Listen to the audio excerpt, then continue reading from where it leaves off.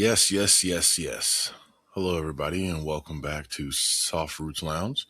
This is the place where we talk about what lives underneath the surface.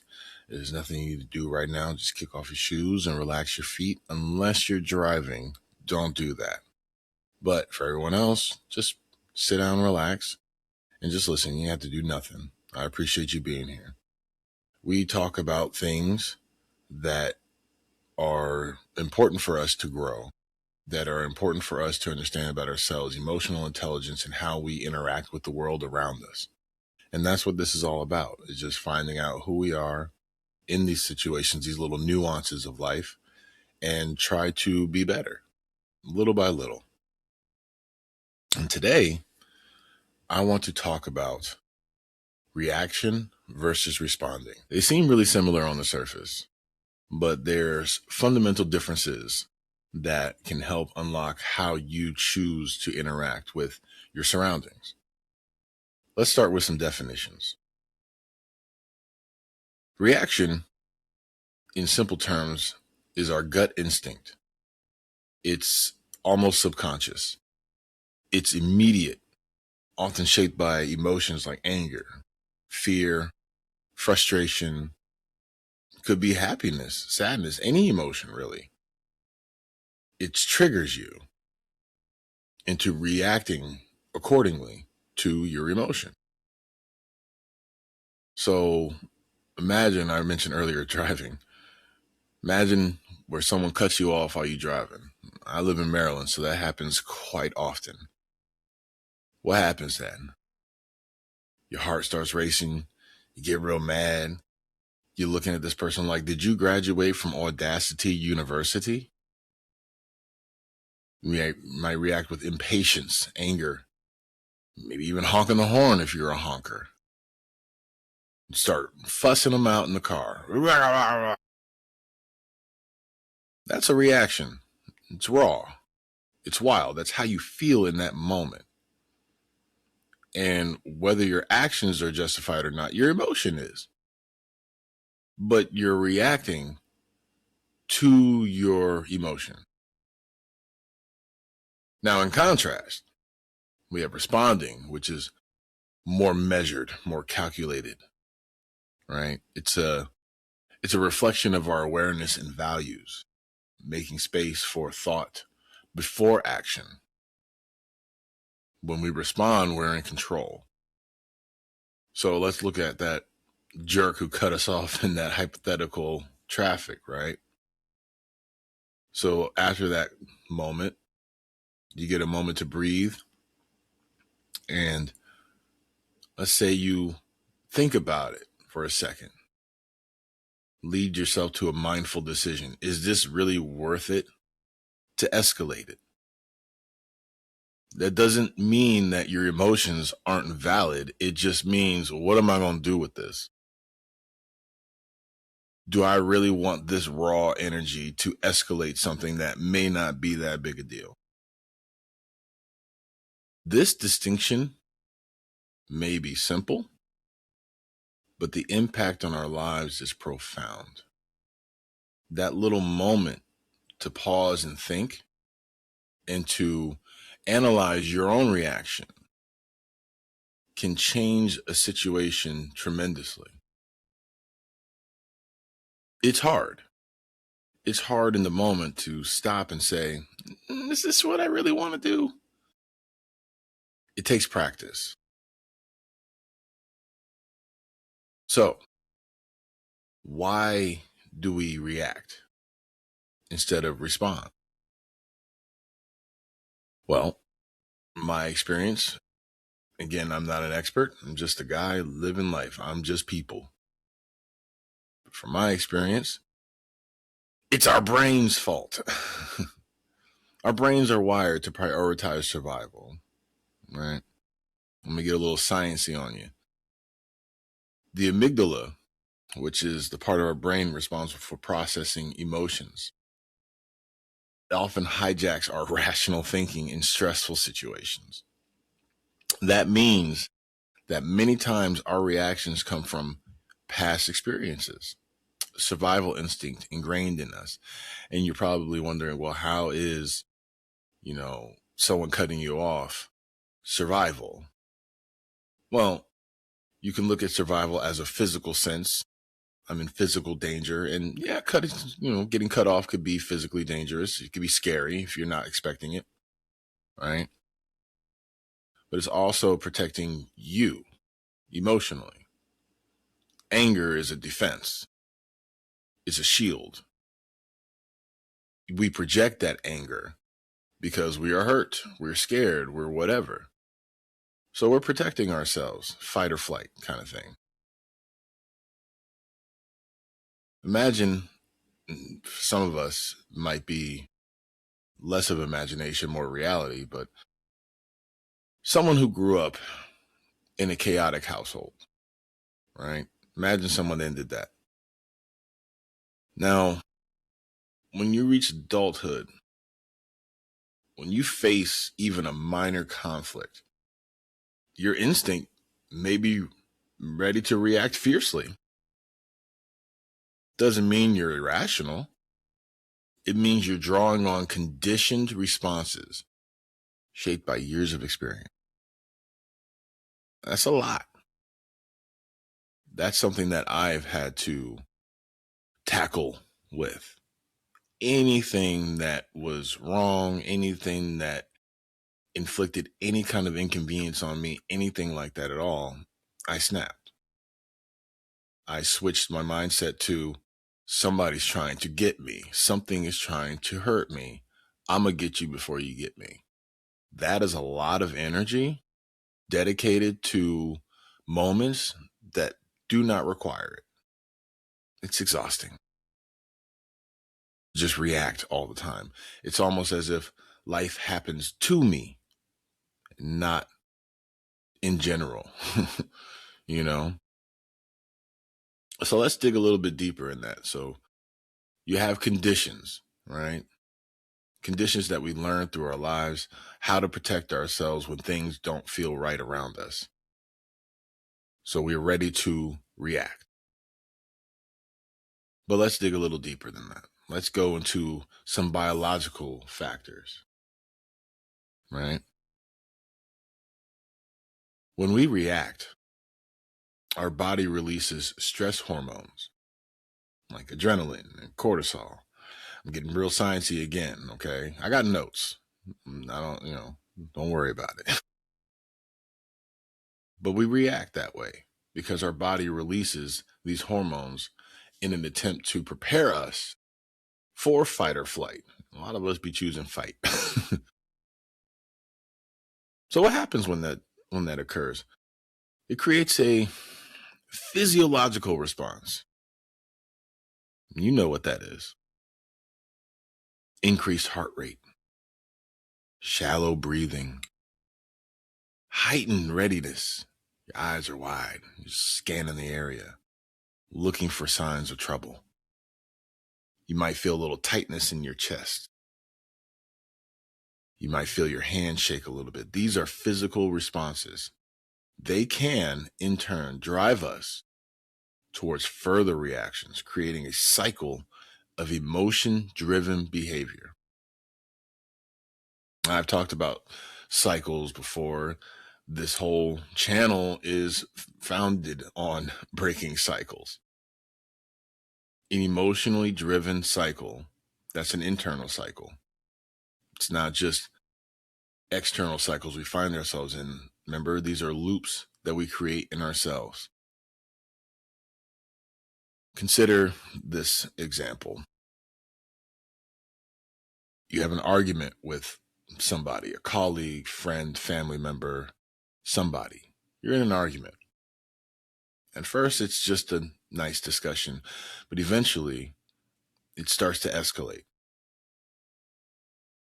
If you react in anger, your body floods with stress hormones, leaving you feeling tense. And that's why situations feel like, why is it so tense? You're tense too. All right. When you're in that mindset, it's really hard to think rationally outside of what's happening. You're stuck in that moment. And oftentimes when you're in that moment, the other person wants you to be in that moment. They want you to be off your game. It's easier to manipulate you. It's easier to push your buttons. They got you.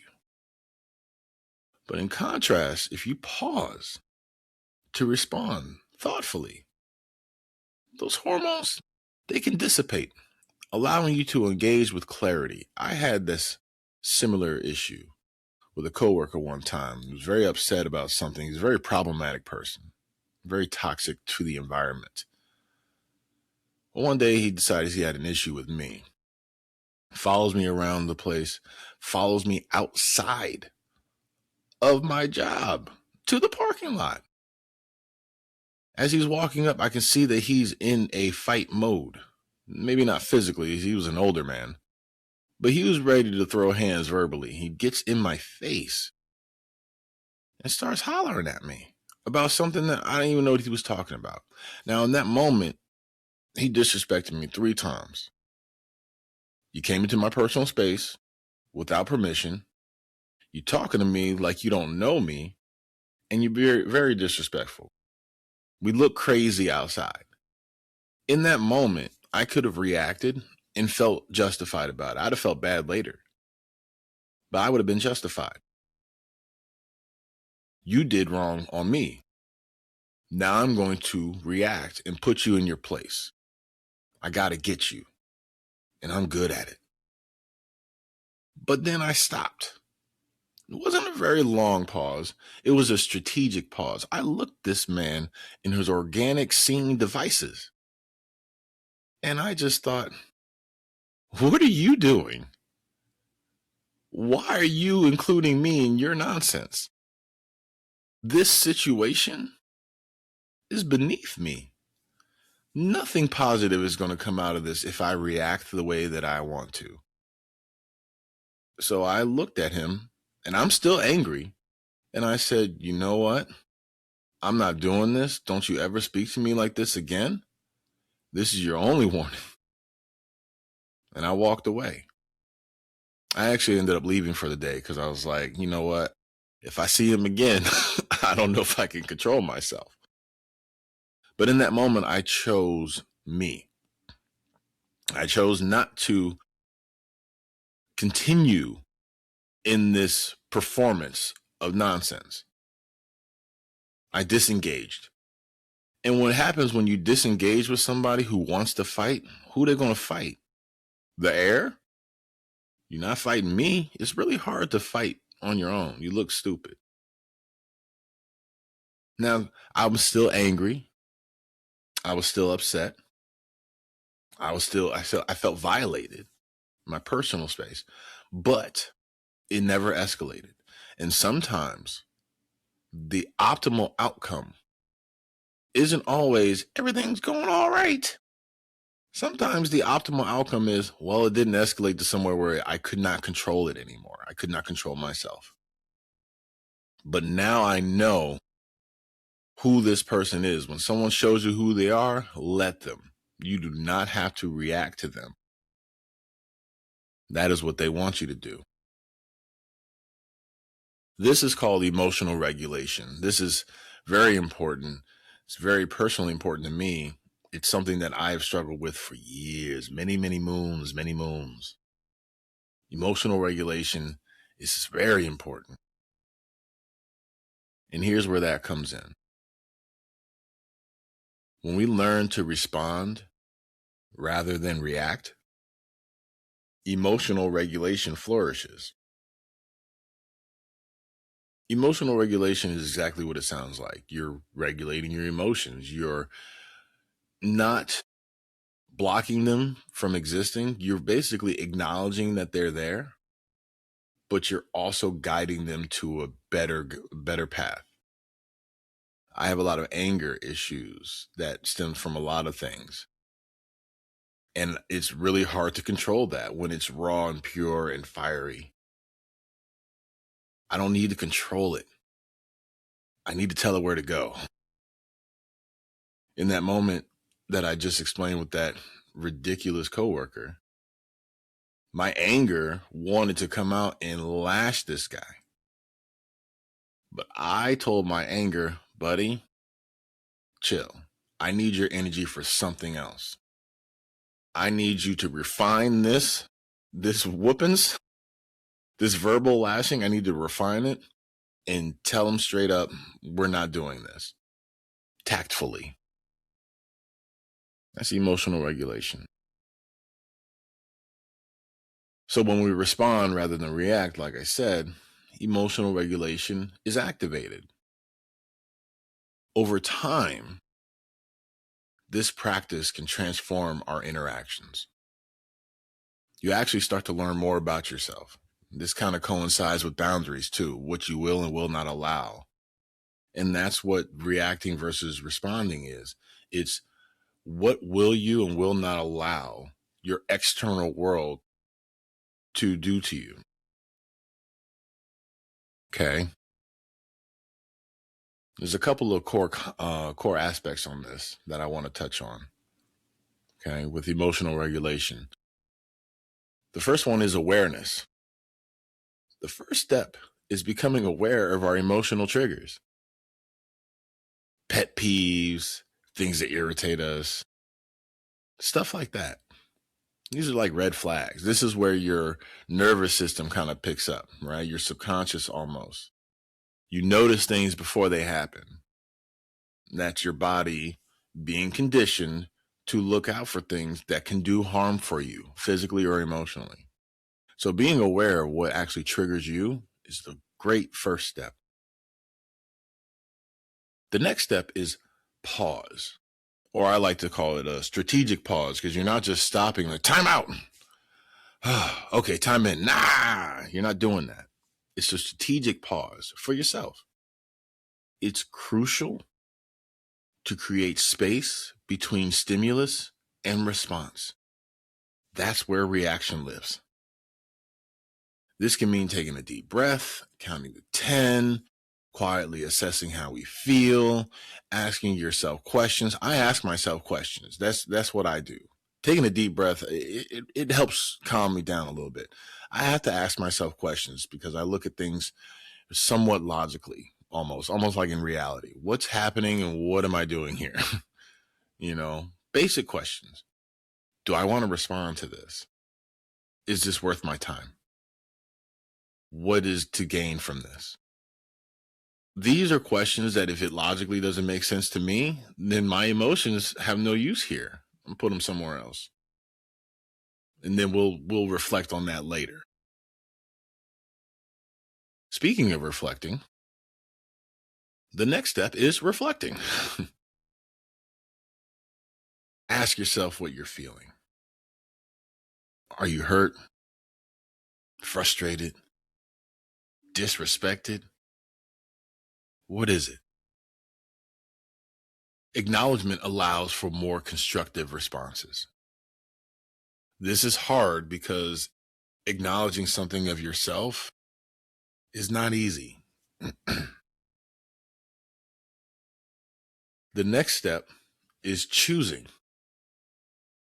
After reflecting, choose your response based on your values rather than instinctive feelings. Now, reflecting and choosing go hand in hand. When I say reflecting in the moment, I don't mean sit there and ponder everything. Like, okay, let me see. This happened, this happened. Take as much time as you need. It gets quicker as you practice. But reflecting in this sense is more like assessing your situation, assessing yourself, and then seeing what path you want to go forward on. That's where choosing comes in. So in that example I gave you, my awareness was this guy looks like he wants to fight. I'm getting tense. I'm balling my fist and I'm ready to throw down. I paused for a moment while he's in my face. And I asked myself during reflection, what am I doing? And I chose to disengage. De-escalate a situation by removing yourself from it. We are not obligated to try to de-escalate a person. That's not your job because they didn't care about your safety when they ran up in your face. They didn't care about respect when they broke your boundaries. And that's honestly all I look for. Are my boundaries intact? Did they respect my boundaries? Because if not, I don't need to go any further. This is not for me. If they can't speak to me correctly, they don't deserve my time. Save yourself the headache.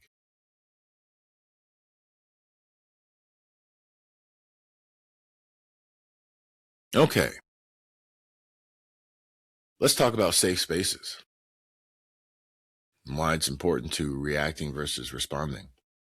A key aspect of this is cultivating a safe space. When we find ourselves in environments that prioritize safety and understanding, we reduce our instinct to react defensively. Okay. Think of a situation where feedback is given constructively and compassion is prioritized. When we are in such spaces, we are less likely to feel attacked and more likely to respond thoughtfully. It's essential to find or create environments where you feel validated, heard, and safe. In these settings, we recalibrate our nervous system, transitioning from a state of hyper alertness, something I have, to one of settled awareness.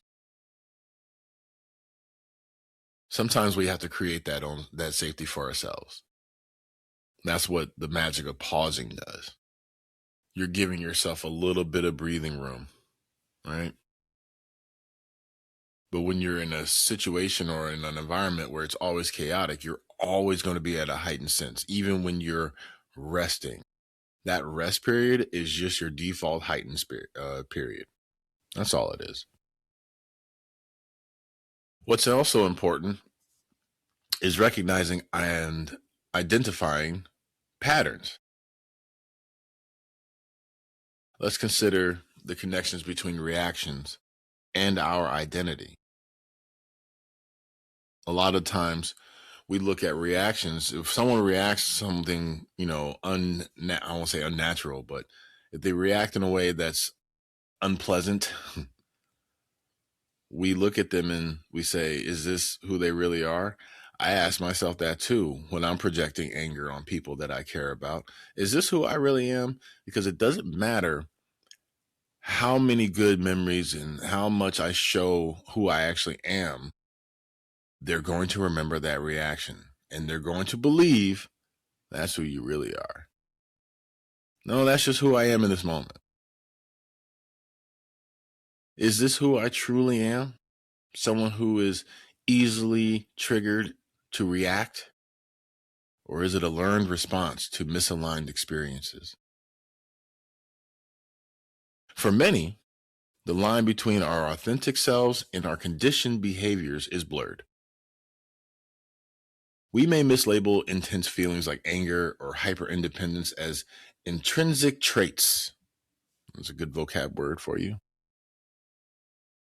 But often, they are merely adaptations to survive our environments. Understanding this distinction is transformative. When we recognize these behaviors as responses to past experiences, we can begin to untangle ourselves from those patterns. Patterns, again, are part of cycles. Yeah. That all makes sense. The realization of this empowers us to break free and choose to respond differently. Choice is important. You have the choice. Don't let anybody take you away from who you are and what you want to do. Okay. So, a common question comes here. How do we begin to reclaim our agency in our responses? Right? I'll tell you. Mindfulness practices. Engaging in mindfulness techniques is helpful. This could be meditation, deep breathing, or journaling. A lot of people, may not have tried this or have tried it and it didn't really work out for them. Find something that works for you, something that kind of get you to a stable default mode, right? I like to journal, but I don't journal like, Dear Diary, it's me, Greg. Here are my feelings. I do it more scientifically. Today, this happened. I was triggered by this. I reacted like this. My hand shook. I'm upset. I don't know why. That's me journaling, just recounting the day. And it helps to kind of put things in perspective. These practices help increase awareness for your thoughts, allowing for thoughtful responses rather than knee jerk reactions. This is a time where I like to practice and rehearse, not for every single situation, but more so what happens when my boundaries are violated. Break the glass. Step one, I kind of practice that. And it kind of helps my nervous system get used to, hey, things is going to happen. Life is going to be lifing at you. You don't have to be crazy all the time.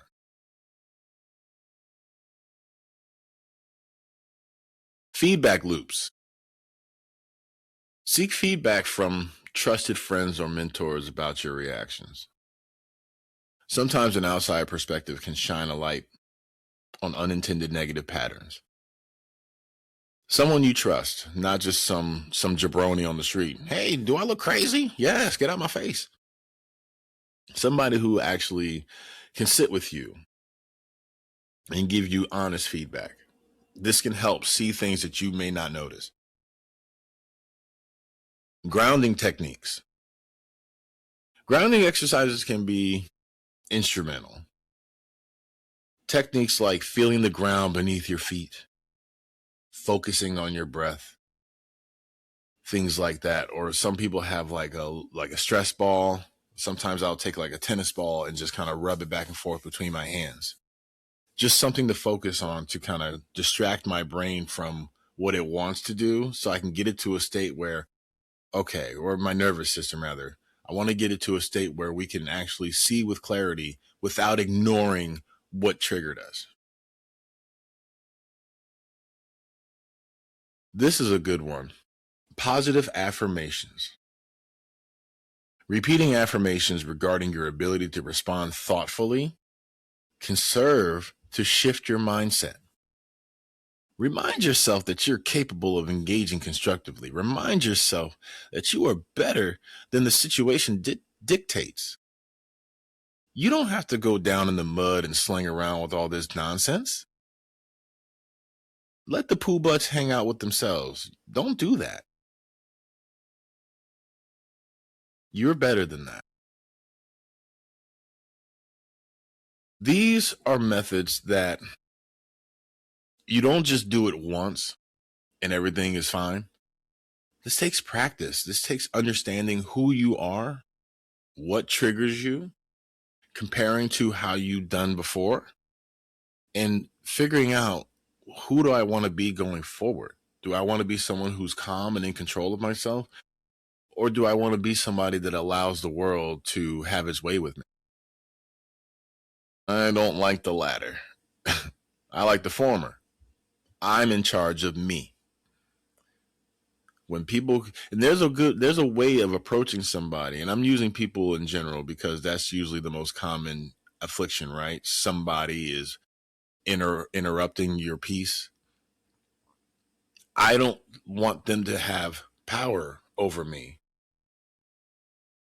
I don't want them to feel like they can just get me. I also don't want to feel like I gotta fight everybody. I don't need to explain myself. You don't need to explain yourself to those who don't want to understand. Because if somebody wanted to understand, they wouldn't approach you that way. I've had many conversations that were very uncomfortable with somebody that I was comfortable in that situation because they did it a proper way. Hey, I'm mad at you, and I'm going to tell you why. Okay, great. No, not coming into my face, trying to fight, trying to bully and emotionally bully me. No, don't let people do that to you. So, how do we embrace growth? The journey from reaction to response, like I said, is profound. It takes time, it takes patience, it takes practice. Because when you're doing this, you're creating a new internal cycle, a cycle that you can look at and say, no, this is how I want to proceed. This is how I want to act. As you navigate through life, remember the importance of creating environments that nurture your growth instead of hindering it. You don't have to stay here. You don't have to engage in an environment that is not conducive to your growth. And a lot of times, in my experience, people will see that growth in you, or they'll see something special in you, and it triggers their insecurities. And it forces them to react by bringing you down a peg. Because if you're on the same level as them, they won't feel so bad about themselves. But that, again, that is not your problem. Sometimes hostile environments are created because you are too safe. You're intimidating with your peace. And I want you to remember, you're not weak for reacting. You're not bad. You're not wrong. Doggone it, you're human. You are a human being. You are a person. And we are shaped by our experiences. Make a conscious choice to respond thoughtfully. Engage in your values and your awareness. You're more capable than this situation allows you to be, or wants you to be, rather. When we shift from survival mode to living with intention, we cultivate authentic connections and enrich our lives. And when it comes to reacting versus responding, reacting is a survival mode. Responding is choosing with intention. When you choose with intention, no one can take that from you.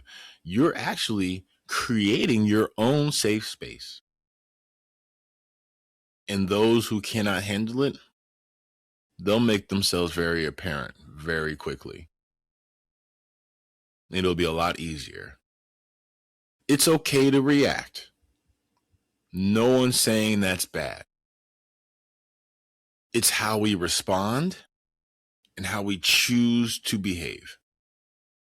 That's your choice. And you can do it. If I can do it, if I can try to do it, you can too. Don't let nobody take that power from you. You are important. Don't let anybody do that to you. All right. That was a lot. That was a lot. I really want to thank you for being here, listening to my sultry voice. Thank you for being here. Like I said, take what you need from this. Again, this isn't me being an expert. I'm just people. I'm just trying to grow and be better tomorrow like everyone else. And this is what I've learned along the way. I'm not perfect. I'm not saying all this like I got it all under control, like I'm buttoned up. No. I relapse sometimes. Sometimes I react poorly. And I forgive myself upon reflection. You know what? Let me try and do better next time. And that's that's all we can do. All we can do is try to be better next time. So, dig underneath your surface. Discover your roots. Find out more about yourself. Grow strong, my friends. And stay rooted. I love you.